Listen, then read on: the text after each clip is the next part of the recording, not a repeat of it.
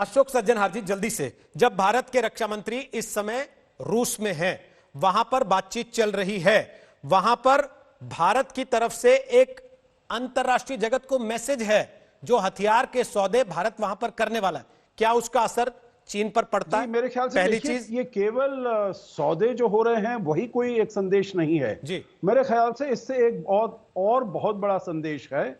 जो भारत और रूस की मैत्री जो है बहुत ही गहरी है, बहुत ही डीप रूटेड है। और ये वाला मेरे विचार से मैसेज और भी ज्यादा महत्वपूर्ण है। जो आपने कहा मिग के बारे में और जो सुखोई के बारे में और आपकी जो S-400, मैं उनकी इंपॉर्टेंस को कम नहीं करना चाहता हूं। वो भी बहुत महत्वपूर्ण सौदे हैं। और इस मौके पर जब भारत और चीन के बीच में ऐसी मुठभेड़ हुई है और दोनों आईबॉल टू आईबॉल कॉन्फ्रंटेशन सा किए हुए हैं, उस समय रूस का यह कहना जो बिल्कुल तत्परता से जो कुछ भारत को चाहिए वो उसको सप्लाई करेगा, मेरे ख्याल से एक ये बहुत अच्छा बड़ा संदेश जाता है पूरी दुनिया के लिए। दूसरा, आपने ये प्रश्न पूछा नहीं मुझसे रोहित, पर मैं इसका जवाब दे दूं। देखिए, हमेशा से रूस ही कहता रहा है जो भारत को सदस्यता मिलनी चाहिए, परमानेंट सदस्यता मिलनी चाहिए यूएन सिक्योरिटी काउंसिल की। चीन ही है जो कि रोड़े अटकाता है। अब चीन के सामने अगर रूस ये कहता है जो हम पूरी तरीके से सहमत हैं और पूरी तरीके से इसको सपोर्ट करते हैं भारत की सदस्यता को, तो मेरे विचार से मैसेज इसका एक और भी है। आखिरी बात जो मैं कहूंगा, छोटी सी बात, आप मुझे समय दीजिएगा। जो आप पहले बात कर रहे थे, देखिए उसको नजरिए की बात है। वहां पर हम अप टू फिंगर 8 पेट्रोलिंग करते थे, तो वहां पर हमारा कोई पोस्ट वगैरह नहीं है, वहां पर हमारा कोई परमानेंट प्रेजेंस नहीं है। जो चीनी लोग हैं वो कहते हैं फिंगर 2 तक हमारे वो उनका LAC आता है जी। मतलब आप ये समझ सकते हैं क्योंकि फिंगर 2 से लेकर फिंगर 4 तक भारत है, तो चीन कह सकता है जो भारत चीन की धरती को उसने कब्जा किया हुआ है। क्योंकि हमारी जो LAC है, हमारी तरफ से जो अंडरस्टैंडिंग है, हमारा जो क्षेत्र है वो फिंगर 2 तक जाता है, परंतु भारत 4 फिंगर पर बैठा हुआ है। मतलब हमारी जमीन पर वो बैठा हुआ है, हमारी जमीन पर कब्जा किया हुआ है। तो मेरे ख्याल से देखिए नजरिए की बात है। जैसा मैंने कल भी आपके शो में कहा था, देखिए बात ये हुई थी, प्रश्न उठाया गया था, इसका जवाब दे दिया गया है, सबको बात समझ आ गई है। Now let us move forward. चीन हमारा दुश्मन है, भारत के अंदर हमको यूनिटी बनाकर रखनी चाहिए। ये देश नारा लगाता रहा हिंदी चीनी भाई भाई।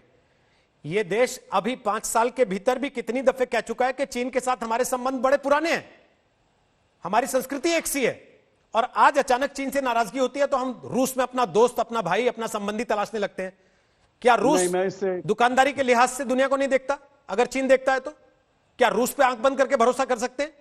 ऐसा तो नहीं होगा जैसा चीन के साथ हो रहा है फिर रूस के साथ होने लगे कुछ दिन बाद। देखिए, अपने जो हमें हित हैं वो तो हमको अपने आप सुरक्षित करने पड़ेंगे रोहित।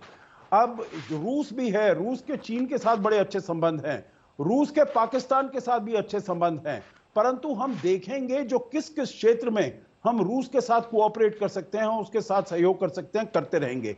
चीन के साथ भी ऐसा ही है। देखिए, किसी ने मेरे विचार से तो पिछले 6, 8, 10 साल में हिंदी चीनी भाई भाई का नारा अपने यहां से नहीं लगाया है। हमने यही कहा है चीन हमारा स्ट्रेटेजिक एडवर्सरी है, परंतु क्योंकि हमारा पड़ोसी है जिसके साथ हमारी 3500 किलोमीटर की हमारी सीमा है, तो हमारे उसके साथ एकोमोडेशन भी है, कोऑपरेशन भी है और कंपटीशन भी है। तो हम सतर्क रहेंगे अपने हितों को, चाहे वो बेल्ट रोड इनिशिएटिव हो, हम डटकर खड़े रहेंगे, उसका अपोज करेंगे। चाहे ये आपका डोकलाम में हो, उसमें आप खड़े रहेंगे। जब चीन वहां से आंखें दिखाता है, पैतरे दिखाता है, तो हमारे 2 MPs हैं, वो ताइवान के प्रेसिडेंट का जब इनॉग्रेशन होता है तो उसमें वर्चुअल तरीके से वो पार्टिसिपेट करते हैं। तो देखिए, चीन को ऐसा नहीं है हिंदी चीनी भाई भाई। मैं आपसे इससे थोड़ा सा वो मुख्तलिफ कहूंगा, जो किसी ने पिछले 10 साल में हिंदी चीनी भाई भाई का ये नारा नहीं लगाया, वो 1950-60 की बात थी। उसके बाद 1962 के हमारे तजुर्बे के बाद इसको एकदम दरकिनार कर दिया गया है।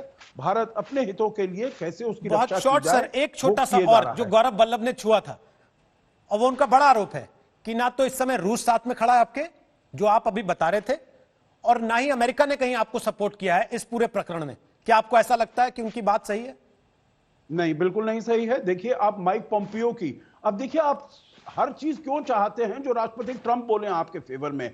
माइक पोम्पियो हैं, वहां के सेक्रेटरी ऑफ स्टेट हैं, ठीक। उन्होंने बिल्कुल क्लियर बयान दिया है जो हम भारत के साथ खड़े हैं, ये चीन का अग्रेशन है। वहां की एक सीनियर स्टेट डिपार्टमेंट की डिप्लोमेट हैं, एलिस वेल्स हैं, उन्होंने कहा है जो ये चीन की विस्तारवादी नीति है। तो मेरे विचार से चाहे वहां से हो, चाहे फ्रांस से हो, चाहे ऑस्ट्रेलिया से हो, पूरी तरीके से लोग भारत जो देश है भारत के साथ खड़े हैं। चीन इस मामले में और मामलों में, क्योंकि वो बहुत ही अग्रेसिव हो गया है, ठीक। साउथ चाइना सी में अग्रेसिव हुआ है, ईस्ट चाइना सी में, ताइवान के विरुद्ध, भारत के विरुद्ध, सब जगह, और कोरोना वायरस की वजह से चीन एकदम उस तरीके से अलग पड़ गया है, ठीक सर। आइसोलेटेड है। ओके।